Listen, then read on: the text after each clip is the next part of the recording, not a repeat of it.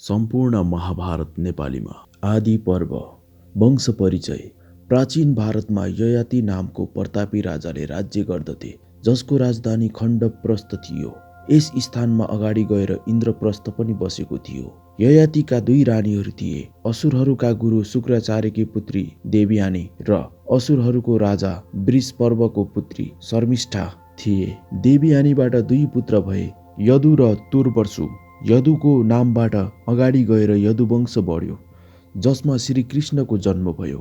शर्मिष्ठाको तीन पुत्र भए, जसमा सबैभन्दा कान्छा पुरु थिए। उनी पराक्रमी र पितृभक्त थिए। ययातिले पुरुलाई नै आफ्नो उत्तराधिकारी बनाए। पुरुको नामबाट पुरुवंशको परम्परा चल्यो। पुरुको वंशमा अगाडि गएर दुष्यन्त भए, जसको शकुन्तलासँग विवाह गरे तथा उनको पुत्र भरतको नाममा नै भारत देशको नाम रह्यो। भरतको वंशमा हस्तिन नामका राजा भए, जसले आफ्नो राजधानी हस्तिनापुरलाई बनाए। हस्तिनको राजवंशमा कुरु नामका राजा भए, जसको वंशज कौरव भनिन्छ। कुरुको नामबाट नै कुरुक्षेत्र प्रसिद्ध भयो। शान्तनु। कौरव राजवंशमा शान्तनु नामका प्रतापी राजा भए। शान्तनुले भगवती गङ्गासँग विवाह गरे। भनिन्छ कि एकपटक अष्टवसु नामका 8 देवताहरूसँग तङ्ग आकार वशिष्ठ मुनिले उनीहरूलाई श्राप दिए कि उनीहरू मनुष्य योनिमा जन्म लिनु पर्नेछ। परन्तु 8औं वसुको प्रार्थनामा मुनिले भने कि 7 वसुहरूको जन्म लिन साथ उद्धार हुनेछ। तर सबैभन्दा उत्पाती वसु प्रभासलाई मृत्युलोकमा धेरै दिनसम्म रहनु पर्नेछ। यिनै अष्टवसुको श्रापबाट मुक्त गर्नको लागि भगवती गङ्गाले उनकी आमा बन्ने स्वीकार गरिन्। शान्तनुसँग विवाह गरेर गङ्गाका 8 पुत्र भए। 7 जना बच्चाहरूलाई गङ्गाले जन्मन साथ आफ्नो धारामा बगाइदिइन्। 8औं पुत्रलाई शान्तनुले बगाउन दिएनन्। तब गङ्गाले यस पुत्रलाई आफूसँग स्वर्ग लिएर गइन् तथा त्यसको नाम देवव्रत राखिन्। देवव्रत नै अगाडि गएर भीष्मको नामबाट प्रसिद्ध भए। एक दिन गङ्गाको किनारमा शान्तनुले देखे कि एउटा बालकले आफ्नो बाणले गङ्गाको प्रवाह रोकिरहेको थियो। तब गङ्गा प्रकट भइन् तथा शान्तनुलाई बताइन् कि यो तपाईको पुत्र देवव्रत हो। शान्तनुले यस पुत्रलाई आफ्नो उत्तराधिकारी बनाउने घोषणा गरे। भीष्म प्रतिज्ञा। एकपटक शान्तनुले यमुना नदीको किनारमा एउटा सुन्दर धीवर कन्या सत्यवतीलाई देखे तथा उसँग विवाह गर्ने इच्छा प्रकट गरे। सत्यवतीका पिता विवाहको लागि तयार भए, तर उनले एउटा शर्त राखे कि उसकी कन्याको पुत्र राज्यको उत्तराधिकारी हुनुपर्नेछ। शर्त सुनेर राजा सोचमा परे, दुखी हुन थाले। पिताको दुःखलाई थाहा पाएर देवव्रत स्वयं धीवर भएको ठाउँमा गए र भने, तपाईकी कन्याको पुत्र नै राज्यको उत्तराधिकारी हुनेछ। धीवरले भने, मलाई तपाईको भनाइमा पूर्ण विश्वास छ, तर तपाईको पुत्र यदि राज्यको दाबी गरे भने मेरी कन्याको पुत्रको अवस्था के होला। यसमा देवव्रतले प्रतिज्ञा गरे कि म आजन्म ब्रह्मचारी बस्नेछु तथा तपाईकी कन्याको पुत्र नै राज्यको उत्तराधिकारी हुनेछ। देवव्रतको यस भीषण प्रतिज्ञाको कारण नै उनलाई भीष्म भनिएको हो। शान्तनुको विवाह सत्यवतीसँग भयो। उनीबाट 2 पुत्रको प्राप्ति भयो, चित्राङ्गद, विचित्रवीर्य। शान्तनुपछि चित्राङ्गद राजगद्दीमा बसे। चित्राङ्गदको मृत्युपछि विचित्रवीर्य गद्दीमा बसे। धृतराष्ट्र र पाण्डु। विचित्रवीर्य विवाह योग्य भएपछि भीष्मलाई काशी नरेशका 3 कन्याहरू अम्बा, अम्बिका र अम्बालिकाको स्वयम्वरको निमन्त्रणा आयो। भीष्म विचित्रवीर्यलाई साथमा लिएर स्वयम्वरमा गए तथा तीनै राजकन्याहरूलाई बलपूर्वक रथमा बसालेर लिएर आए। अम्बाले भीष्मसँग निवेदन गरिन् कि म मनबाटै शल्यवराजलाई आफ्नो पति मानिसकेकी छु। त्यसैले भीष्मले उसलाई मुक्त गरिदिए र अम्बिका र अम्बालिकासँग विचित्रवीर्यको विवाह भएको थियो। अम्बा शल्यवराज भएको ठाउँमा पुगिन् तथा शल्यवराजले उसलाई स्वीकार गरेनन्। दुखी अम्बाको मन भीष्मसँग बदला लिन वर प्राप्त गरिन्। अगाडि गएर यही अम्बा शिखण्डीको रूपमा जन्म लिइन् तथा भीष्मको मृत्युको कारण बनिन्। विचित्रवीर्यले अम्बिकाबाट धृतराष्ट्र तथा अम्बालिकाबाट पाण्डु नामक पुत्रको प्राप्ति भयो। विचित्रवीर्यको मृत्युपछि पाण्डु राजगद्दीमा बसालिए, किनकि धृतराष्ट्र जन्मसाथ अन्धा थिए। भीष्मले अम्बिकाकी एक दासीको पुत्र विदुरको लालन पालन पनि राजकुमार जसरी गराएका थिए। यिनै विदुर धर्म, नीति तथा महापण्डित भए। धृतराष्ट्रको विवाह गान्धारीसँग भएको थियो। गान्धारी आफ्नो पति धृतराष्ट्र अन्धा भएको कारण उनी पनि आफ्नो आँखामा सधैँ पट्टी लगाइरहन्थिन्। धृतराष्ट्रका 100 पुत्र र 1 पुत्री भए। पुत्रहरूमा सबैभन्दा जेठो दुर्योधन तथा पुत्रीको नाम दोसल्ला थियो, जसको विवाह जयद्रथसँग भएको थियो। धृतराष्ट्रकी अर्की पत्नीबाट युयुत्सु नामक पुत्र जन्मेको थियो। पाण्डुको विवाह शूरसेनकी कन्या पृथासँग भएको थियो। उनलाई कुन्तीको नामबाट पनि चिन्न सकिन्छ, जो श्रीकृष्णकी फुपू पर्थिन्। कुन्तीको सेवाबाट प्रसन्न भएर दुर्वासा ऋषिले उनलाई एउटा यस्तो मन्त्र भनेका थिए जसबाट उनी कुनै पनि देवताको आह्वान गर्न सक्थिन्। कौमार्यमा नै कुन्तीले मन्त्रको परीक्षा गर्नको लागि सूर्यको आह्वान गरेकी थिइन् तथा सूर्यको कृपाबाट उनलाई एक पुत्रको प्राप्ति भयो। लोकलाजको भएको कारण कुन्तीले उसलाई गङ्गामा बगाइदिइन्। कौरवहरूको सारथी अधिरथले उसको पालन पोषण गरे। कर्णको नामबाट प्रसिद्ध यो बालक सारथीद्वारा पालिएको थियो, त्यसैले सत्पुत्र पनि भनियो। कुन्तीबाट पाण्डुका 3 पुत्र भए, युधिष्ठिर, भीम, अर्जुन। उनकी अर्की पत्नी माद्रीबाट उनलाई नकुल तथा सहदेवको प्राप्ति भयो। यस प्रकार धृतराष्ट्रको पुत्र कौरव तथा पाण्डुको पुत्र पाण्डव भनिए। वनविहार गर्ने समयमा पाण्डुको मृत्यु भयो तथा उनकी रानी माद्रीका उनैको चिताको साथमा सती गइन्। कुन्तीले नै 5औं पुत्रहरूको पालन पोषण गरिन्। कौरव पाण्डव। कौरव तथा पाण्डवको शिक्षा कृपाचार्यको रेखदेखमा हुन लाग्यो। दुर्योधन धृतराष्ट्रको सबैभन्दा जेठो पुत्र भएको कारण ऊ आफूले आफूलाई राज्यको उत्तराधिकारी सम्झिन्थ्यो। ऊ पाण्डवहरूलाई ईर्ष्या राख्दथ्यो तथा भीमसँग विशेष रूपमा ईर्ष्या गर्दथ्यो। भीम पनि कौरवहरूलाई खुबै सताउने गर्दथे। दुर्योधनले भीमलाई मार्न योजना बनायो। उसले भीमको भोजनमा विष मिसाइदियो। जब भीम अचेत अवस्थामा जमिनमा ढले तब लट्ठाले बाँधेर गङ्गामा बगाइदिए। भीम घर नपुगेपछि सबैलाई एकदमै चिन्ता भयो। गङ्गामा बगिरहेको समयमा भीमलाई विषौलो नागले डसे तथा नागको विषबाट भोजनको विष प्रवाह समाप्त भयो। उनी जलबाट बाहिर आए। पाण्डव भीमलाई जीवित पाएर धेरै प्रसन्न भए र दुर्योधन तथा उसका भाइहरू फेरि चिन्ता व्याप्त सुरु भयो। कौरवहरू र पाण्डवहरूको शस्त्र शिक्षा। शस्त्र शिक्षामा पाण्डव कौरवभन्दा धेरै अगाडि रहेका हुन्थे। एक दिन जब उनीहरू शस्त्र विद्याको अभ्यास गरिरहेका थिए, उनको भकुण्डो एउटा कुवामा खस्यो। युधिष्ठिरले जब कुवामा हेरे तब उनको अङ्गुठी पनि कुवामा खस्यो। तब उनले एउटा तेजस्वी ब्राह्मण त्यहाँ आएको देखे। ब्राह्मणले राजकुमारहरूलाई चिन्ताको कारण सोधे तथा एक सिङका मन्त्र पढेर कुवामा छोडे। त्यो सिङका भकुण्डमा गएर तीर जसरी गाडियो। यस प्रकार उनले अन्य केही सिङका कुवामा फाले, जुन एकको माथि अर्को, अर्कोको माथि अर्को, अर्कोको माथि अर्को गर्दै रह्यो। सिङका यति लामो भयो कि कुवाको मुखमाथिसम्म त्यो सिङका आयो। तब उनले त्यो सिङका माथि तान्न लागे र त्यो भकुण्डोलाई बाहिर निकाले। राजकुमारहरूलाई एकदमै धेरै आश्चर्य लाग्यो। उनीहरूले युधिष्ठिरको अङ्गुठी पनि निकाल्ने प्रार्थना गरे। ब्राह्मणले धनुषबाट बाण चलाएर अङ्गुठीलाई बाणको नोकमा फसाएर बाहिर निकाले। नाम सोच्दा थाहा भयो कि उनी आचार्य द्रोण थिए। उनको विवाह कृपाचार्यकी बहिनी कृपासँग भएको थियो। उनको पुत्रको नाम अश्वत्थामा थियो। पाञ्चाल देशको राजा द्रौपद आचार्य द्रोणको सहपाठी थिए तथा दुवैमा गहिरो मित्र थियो। द्रौपदले वचन दिएका थिए कि राजा बनेपछि उनी द्रोणलाई आधा राज्य दिन्छु भनेर भनेका थिए, तर राजा बनेपछि उनले न केवल वचन भुले, साथै द्रोणलाई पनि अपमान गरे। तबबाट द्रोणको मनमा द्रौपदसँग बदला लिने भावना उत्पन्न भयो। द्रोणाचार्यको शस्त्र विद्याबाट प्रभावित भएर भीष्मले द्रोणाचार्यलाई राजकुमारहरूको शिक्षा दीक्षाको लागि राखेका थिए। उनको शिक्षाबाट सबै राजकुमार धनुर्विद्यामा निपुण भए। अर्जुन सबैभन्दा दक्ष भए, त्यसैले द्रोणको सबैभन्दा अधिक प्रिय शिष्य भए। लक्ष्य भेदको परीक्षा।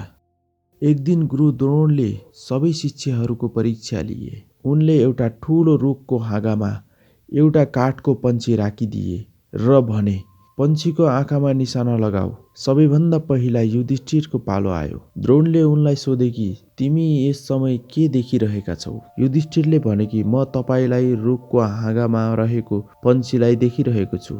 द्रोणले उनलाई लक्ष्यमा निशाना लगाउन भने। एकपछि अर्को सबै राजकुमारहरूले लगभग एउटै उत्तर दिए तथा द्रोणले सबैलाई त्यहाँबाट हटाए। अन्तमा अर्जुनको पालो आयो। जब त्यही प्रश्न अर्जुनलाई सोधे तब उनले भने, मलाई मात्र पंक्षीको आँखा मात्र देखिएको छ। यति भनेर अर्जुनले तीर चलाए। त्यो तीर चिडियाको आँखामा गएर लाग्यो। त्यो दिनदेखि अर्जुन द्रोणाचार्यको अझ बढी प्रिय भए। गुरुभक्त एकलव्य। एक दिन एकलव्य नामक भील बालक गुरु द्रोणसँग धनुर्विद्या सिक्ने इच्छाले आयो। गुरु द्रोणले उसलाई भने कि उनी मात्र राजकुमारहरूलाई शिक्षा दिन्छन्। बालक त्यहाँबाट गयो, तर उसले गुरु द्रोणको मूर्ति बनाएर धनुर्विद्याको अभ्यास गर्यो तथा धनुर्विद्यामा निपुण भयो। एक दिन सबै राजकुमारहरू जंगलमा खेल्न गए। एउटा कुकुर पनि उनीहरूको अगाडि अगाडि हिँडिरहेको थियो। केही गतिविधि पाएर भुक्न सुरु गर्यो। एकलव्यले एकाएक गरेर धेरै तीर छोडे जुन कुकुरको मुखमा गएर घुस्यो, जसले गर्दा कुकुर भुक्न बन्द भयो। तर त्यो कुकुरलाई कुनै चोट लागेको थिएन। राजकुमारहरू आश्चर्यचकित भए जब उनले एकलव्यलाई सोधे कि उसलाई धनुर्विद्या कसले सिकाएको हो। तब उसले द्रोणको मूर्तितर्फ इशारा गर्दै आचार्य द्रोणले भन्यो। राजधानी फिर्ता गएर राजकुमारहरूले एकलव्यको धनुर्विद्याको समाचार गुरु द्रोणलाई सुनाए तथा भने कि एकलव्यले धनुर्विद्यामा हामीभन्दा पनि अधिक कुशलता प्राप्त गरेको रहेछ।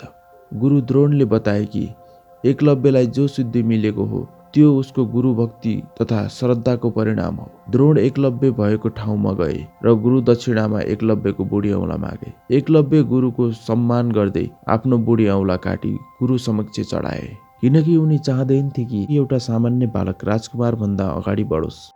शस्त्र सञ्चालनको प्रदर्शन। एक दिन पितामह भीष्मले गुरु द्रोणसँग सल्लाह गरेर शस्त्र सञ्चालन प्रदर्शनको व्यवस्था गरे। निश्चित समयमा रङ्गस्थली दर्शकहरूबाट भरियो। भीष्म, धृतराष्ट्र, गान्धारी, कुन्ती, विदुर आदि सबै उपस्थित भए। सबै राजकुमारहरूले आफ्नो कौशलता देखाए र दर्शकहरूको मन मोहित बनाए। विदुरले धृतराष्ट्रलाई प्रदर्शनको वृत्तान्त सुनाए। भीम र दुर्योधनले गधा युद्धको कौशलता देखाए। दुवै एक अर्काप्रति ईर्ष्या राख्दथे, अत एक अर्काप्रति घातक प्रहार गर्न लागे। तर गुरु द्रोणको सङ्केतमा अश्वत्थामाले उनीहरूलाई छुट्याए। कर्णको चुनौती। अर्जुनको धनुर्विद्याको प्रशंसा सबै गरिरहेका थिए। त्यसै समयमा कर्ण अगाडि आए र आफ्नो कला देखाउन इच्छा व्यक्त गरे र भने कि जुन कुनै कर्तव्य अर्जुनले गरे त्यो मेरो लागि अत्यन्तै सामान्य र साधारण रहेको छ।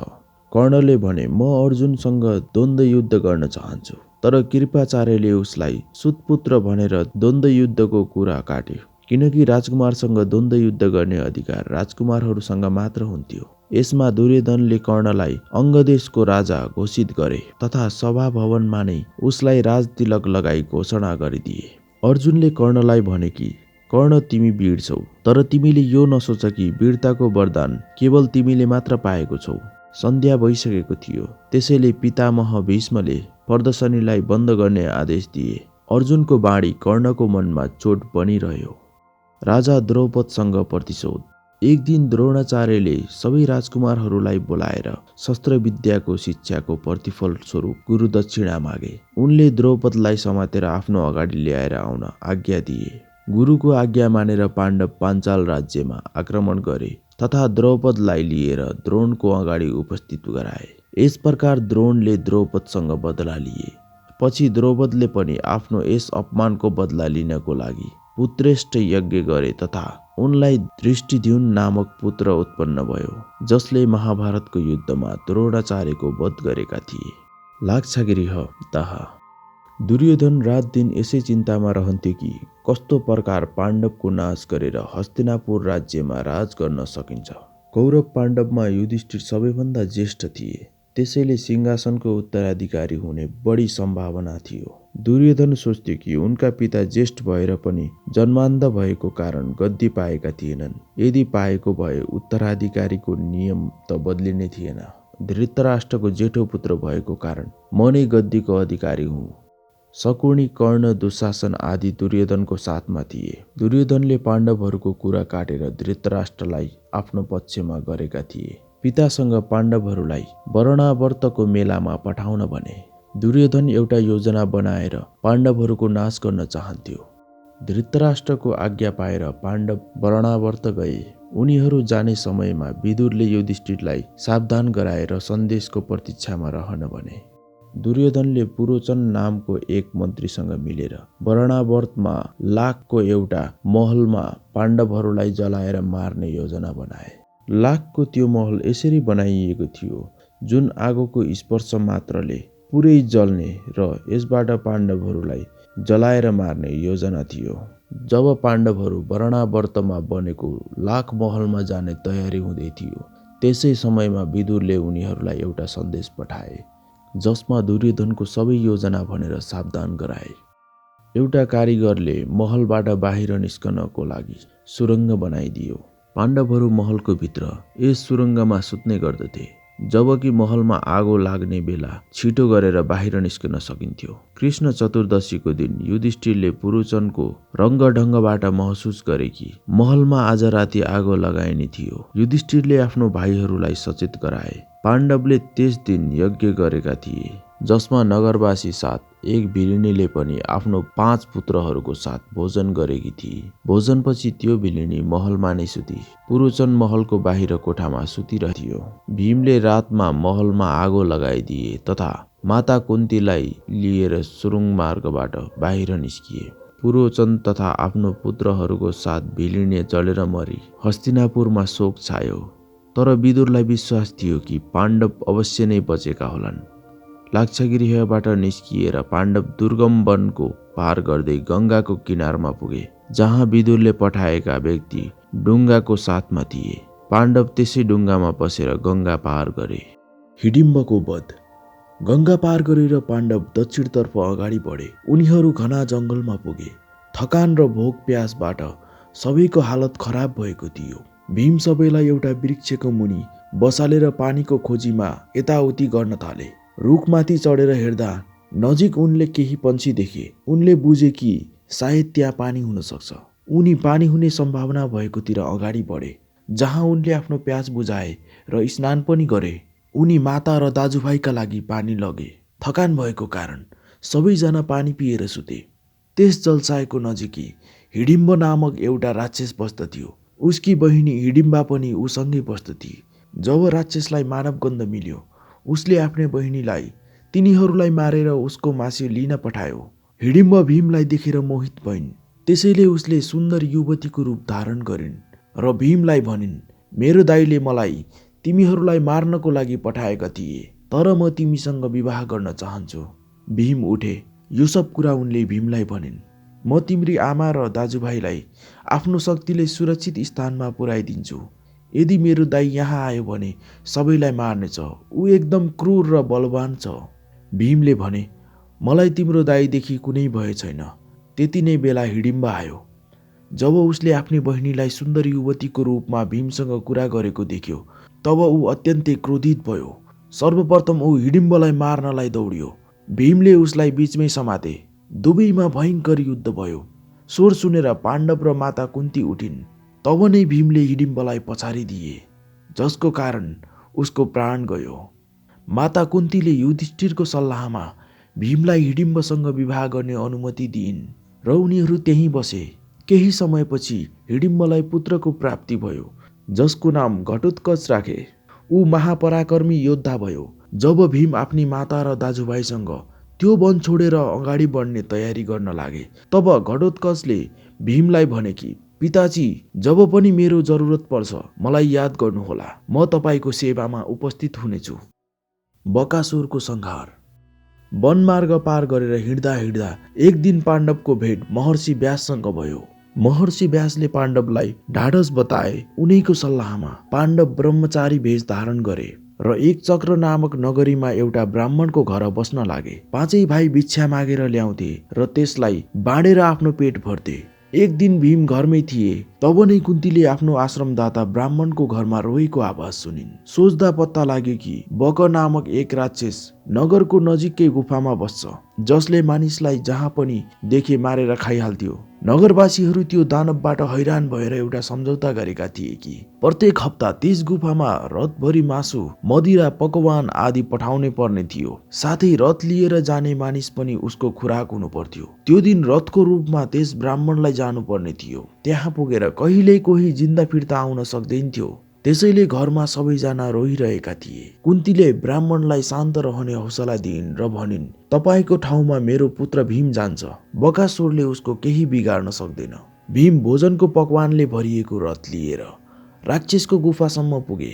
उनले आफ्नो पेट पूजा सुरु गर्न थाले। बकासुरले गुफाबाट देख्यो कि एउटा विशाल शरीर भएको मनुष्य उसको भोजन खाइरहेको थियो। ऊ भीमसँग भिड्यो। भीमले उसलाई लात मुक्का हानेर मारिदिए र उसको लास नगरद्वारसम्म लिएर आए। त्यो देखेर नगरवासीहरूको प्रसन्नताको सीमा नै रहेन। द्रौपदी स्वयंवर। एक चक्र नगरीमा बस्दै गरेका पाण्डवले पाञ्चाल देशको राजा यज्ञसेनकी पुत्री द्रौपदीको स्वयंवरको समाचार सुने। तब त्यहाँ व्यास पनि आए। उनैको सल्लाहमा माता कुन्तीलाई पनि लिएर पाण्डवहरू स्वयंवर हेर्न गए। बाटोमा पाण्डवहरूको भेट धौम्य ऋषिसँग भयो। पाण्डवले उनलाई आफ्नो पुरोहित बनाए। पाञ्चाल राज्य पुगेर माताको सल्लाहमा राजधानीको निकट एक कमहराको घरमा गएर बसे। स्वयंवरको दिन राजधानीलाई सजाइएको थियो। विभिन्न देशका राजा त्यस स्वयंवरमा भाग लिन आएका थिए। हस्तिनापुरबाट कर्ण, दुर्योधन, दुशासन पनि आएका थिए। स्वयंवर भूमिको मध्य भागमा आकाशमा एउटा माछा स्थिर थियो। त्यसको तल एउटा चक्र घुमिरहेको थियो। तल पानीमा माछाको छाया हेरेर जो माछाको आँखामा निशाना लगाउन सक्थ्यो ऊ द्रौपदीसँग विवाह गर्न सक्थ्यो। मत्स्य भेदन। एकाएक गर्दै अनेकौं राजाहरूले प्रयास गरे, तर कोही पनि माछाको आँखामा निशाना लगाउन सकेनन्। कर्ण निशाना लगाउन गए, तर सुतपुत्र भएको कारण उनलाई भाग लिन दिइएन। अन्तमा ब्राह्मण वेशधारी अर्जुनले एक तीरबाट माछाको आँखामा निशाना लगाउन सफल भए। उपस्थित राजाको शंकामा अर्जुनले दोस्रो पटक पनि निशाना लगाएर माछालाई तल खसालिदिए। द्रौपदीले अर्जुनको गलामा वरमाला लगाइदिइन्। केही राजाहरूले ब्राह्मण वेशधारीसँग द्रौपदीलाई खोज्ने प्रयास गरे, तर जब भीमले एउटा विशाल रुख उखाले तब उनीहरूको साहस हरायो। जब द्रौपदी दृष्टिद्युम्नलाई थाहा भयो अर्जुनको बारेमा, तब उनीहरूको प्रसन्नताको सीमा नै रहेन। घर पुगेर अर्जुनले बाहिरबाटै माता कुन्तीलाई बताए, हेर्नुस् माता, मैले कति राम्रो चिज ल्याएको छु। घरभित्रैबाट माताले उत्तर दिइन्, जे ल्याएका छौ पाँचै भाइहरू भाँड। माता कुन्ती जब बाहिर आएर देखिन्, अर्जुनले भने, आमा तपाईको वचन खेर जाने छैन तथा द्रौपदीसँग पाँचै जनाको विवाह हुनेछ। जब द्रौपदीले सुनिन् कि द्रौपदीको विवाह पाँचै पाण्डवसँग हुने भनेर, तब उनी गहिरो चिन्तामा भइन्। त्यसै समयमा महर्षि व्यास आए तथा उनले द्रौपदीको पूर्व जन्मको कथा सुनाए र बताए कि उनलाई शंकर भगवानबाट 5 पतिको वरदान मिलेको थियो। यस प्रकार द्रौपदीसँग 5 पाण्डवको विवाह भयो। पाण्डव हस्तिनापुर फिर्ता र इन्द्रप्रस्थको स्थापना। पाण्डव लाक्षागृहबाट बचेका तथा द्रौपदीको विवाहको समाचार चारैतिर फैलिएको थियो। धृतराष्ट्र यस समाचारबाट प्रसन्न थिएनन्, तर देखावटी प्रसन्नता प्रकट गर्दै थिए। भीम र द्रोणाचार्यले पाण्डवलाई फिर्ता बोलाउने मत प्रकट गरे। यद्यपि दुर्योधन र कर्णले यसलाई विरोध गरे, तर विदुरको सल्लाहमा धृतराष्ट्रले उनलाई पाण्डवलाई लिन पाञ्चाल पठाए।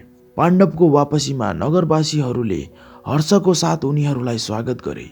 धृतराष्ट्रले पाण्डवलाई आधा राज्य दिए र सल्लाह पनि दिए कि झगडाबाट बाँच्नको लागि हस्तिनापुर छोडेर खण्डप्रस्थलाई आफ्नो राजधानी बनाऊ। धृतराष्ट्रको आज्ञा मानेर युधिष्ठिर सहपरिवार खण्डप्रस्थ गए तथा त्यहाँ उनले नयाँ राज्य बसाले, जसको नाम इन्द्रप्रस्थ राखे। 13 वर्षसम्म उनीहरूले सुखपूर्वक राज्य गरे। अर्जुनलाई वनवास। एक दिन इन्द्रप्रस्थमा नारद मुनि आए तथा द्रौपदीलाई सल्लाह दिए। उनलाई 5 पाण्डवहरूको साथ रहनको लागि यस्तो नियम बनाउन भने कि एक महिना एक जनासँग बस्ने भनेर। जसले यो नियम भङ्ग गर्छ उसले घर छोडेर 12 वर्षको लागि वन जानु पर्नेछ। पाण्डव यस नियमको पालना गर्न लागे। एक दिन अर्जुन राजभवनको द्वारमा बसिरहेका थिए। त्यति नै बेला एउटा ब्राह्मण रुँदै आए र उनलाई भने कि चोर उसको गाई चोरेर लग्यो। अर्जुन त्यस समयमा निरस्त्र थिए। उनको अस्त्र घरमै थियो जहाँ युधिष्ठिर द्रौपदीको साथमा थिइन्। अर्जुन धर्म सङ्कटमा परे। यदि हतियार लिन घर गए भने 12 वर्षको लागि वनवास हुनेछ। यदि गाईलाई त्यो चोरबाट छुटाएन भने ब्राह्मणको श्राप लाग्नेछ। अन्तमा उनी शिर झुकाएर घर गएर अस्त्र लिए। उनले ब्राह्मणको गाई छुटाएर ब्राह्मणलाई दिए। अर्जुनले युधिष्ठिरसँग 12 वर्षको लागि वनवास जाने आज्ञा मागे। युधिष्ठिरले धेरै सम्झाए तर अर्जुन माता कुन्ती तथा भाइहरूसँग भेटेर 12 वर्षको लागि वनवासको लागि निक्लिए। नागकन्या उल्लुपीसँग अर्जुनको विवाह। विभिन्न देश घुम्दा घुम्दा अर्जुन हरिद्वार पुगे। गङ्गामा स्नान गर्ने समय नागराज कौरव्यकी कन्या उल्लुपी अर्जुनप्रति मोहित भइन्। उनी अर्जुनलाई पाताल लोक लिएर गइन् तथा उनीसँग विवाह गरिन्। उल्लुपीले अर्जुनलाई वरदान दिइन् कि तपाईँ जलमा पनि स्थलमा जसरी स्थिर भएर हिँड्न सक्नुहुनेछ। चित्राङ्गदासँग अर्जुनको विवाह। नागलोकबाट माथि आएर अर्जुन अनेकौं तीर्थको भ्रमण गर्दै मणिपुर पुगे। त्यहाँकी राजकन्या चित्राङ्गदा अत्यन्तै रूपवती थिइन्। अर्जुनले चित्राङ्गदासँग विवाह गरे। 3 वर्षसम्म अर्जुन मणिपुरमा चित्राङ्गदाको साथ बसे तथा उनलाई ब्रह्मवाहन नामक एक पुत्रको प्राप्ति भयो। सुभद्रासँग अर्जुनको विवाह। मणिपुरबाट पञ्चतीर्थ हुँदै अर्जुन प्रभास तीर्थ पुगे। यो तीर्थ भगवान श्रीकृष्णको राज्यमा थियो। श्रीकृष्णले अर्जुनको स्वागत गर्नुभयो। त्यहाँ बस्दा बलरामकी बहिनी सुभद्राप्रति अर्जुनको मनमा प्रेमको भावना उत्पन्न भयो। कृष्णलाई जब यस बारेमा थाहा भयो र उहाँले अर्जुनलाई भन्नुभयो कि तिमी सुभद्राको हरण गरेर लैजाऊ, किनकि यादवहरूसँग युद्धमा विजय प्राप्त गरेर नै तिमी सुभद्रासँग विवाह गर्न सक्नेछौ। अर्जुनले सुभद्राको हरण गरे। यादवहरूले अर्जुनको पिछा गरे तथा घोर युद्ध चल्यो। अर्जुनको अगाडि यादवहरूको केही लागेन। श्रीकृष्णले यादवहरूलाई सम्झाइ बुझाइ गरी युद्ध रोक्नुभयो। सुभद्रालाई लिएर अर्जुन पुष्कर तीर्थमा धेरै दिनसम्म बसे। वनवासको दिन पूरा भएपछि उनी सुभद्रालाई साथ लिएर इन्द्रप्रस्थ पुगे। माता कुन्ती तथा बाँकी सबै पाण्डवहरूको प्रसन्नताको सीमा नै रहेन।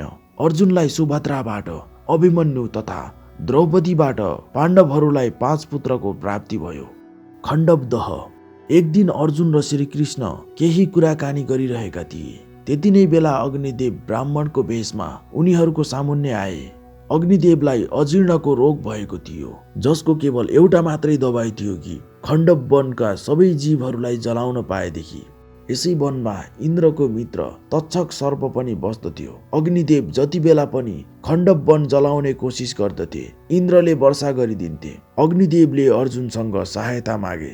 अर्जुनले भने कि म सहायता गर्न तयार छु, तर मसँग इन्द्रको सामना गर्नको लागि उपयुक्त शस्त्र छैन।